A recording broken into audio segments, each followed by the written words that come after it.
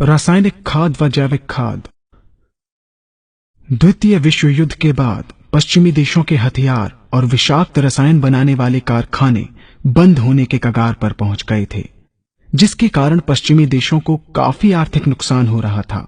इन देशों ने इस आर्थिक संकट से बचने के लिए एक योजना के तहत उन कारखानों में रासायनिक खाद तथा कीटनाशक बनाना शुरू कर दिया। इन रासायनिक खादों व कीटनाशकों के द्वारा कृषि उत्पादन को बढ़ाने की बात कर हरित क्रांति नाम का एक छद्म जाल बुना। भोले भाले किसान अधिक उत्पादन के लालच में फंसकर रासायनिक खाद व कीटनाशकों का प्रयोग करने लगे। बैलों की जगह ट्रैक्टर से जुताई होने लगी। शुरुआत में कम रासायनिक खादों के प्रयोग से अधिक उत्पादन हुआ। धीरे धीरे रासायनिक खादों के प्रयोग के कारण भूमि की उर्वरा शक्ति क्षीण होने लगी, जिसकी वजह से उत्पादन घटने लगा तथा फसलें कमजोर होने लगी। फसलों के कमजोर होने के कारण उनमें रोग व कीट लगने लगे।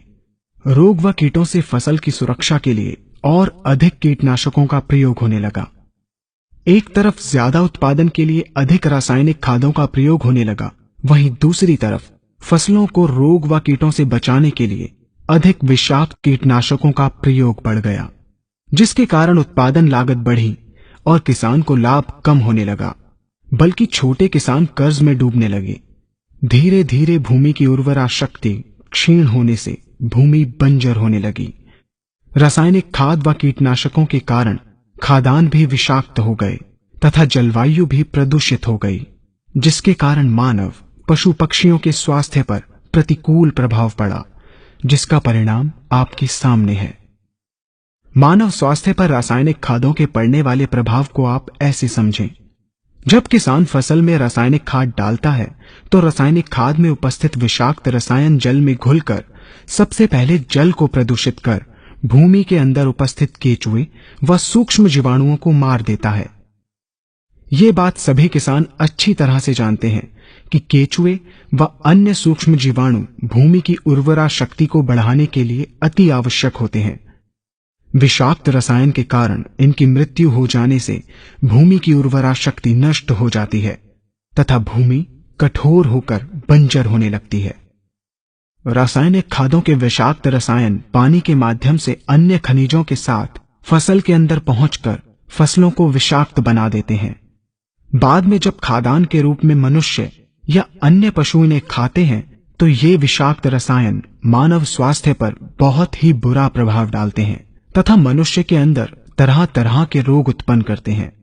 जब हम जैविक खाद का प्रयोग भूमि पर करते हैं तो जैविक खाद पानी में मिलकर पानी को प्रदूषित नहीं करती।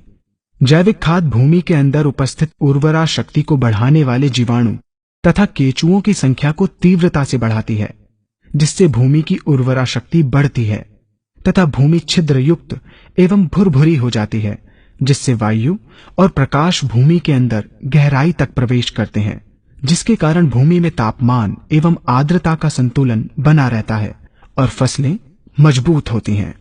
जैविक खाद में विद्यमान तत्व खाद्यान्न के माध्यम से मानव व पशु पक्षियों के शरीर में पहुंचकर स्वास्थ्य लाभ पहुंचाते हैं। जैविक खादों के प्रयोग से फसलें अच्छी और मजबूत होती हैं, जिसके कारण उन पर रोगों एवं कीटों का ज्यादा प्रभाव नहीं पड़ता। यदि किसी प्राकृतिक कारणवश कीटों व रोगों का प्रभाव अगर पड़ता भी है तो गौमूत्र एवं औषधीय वनस्पतियों के घोल के छिड़काव करने से फसलों को रोग एवं कीटों से बचाया जा सकता है। गौमूत्र एवं अन्य प्राकृतिक औषधियों के मिश्रण के छिड़काव से फसलों का कम लागत में बचाव हो जाता है तथा वातावरण पर भी कोई दुष्प्रभाव नहीं पड़ता।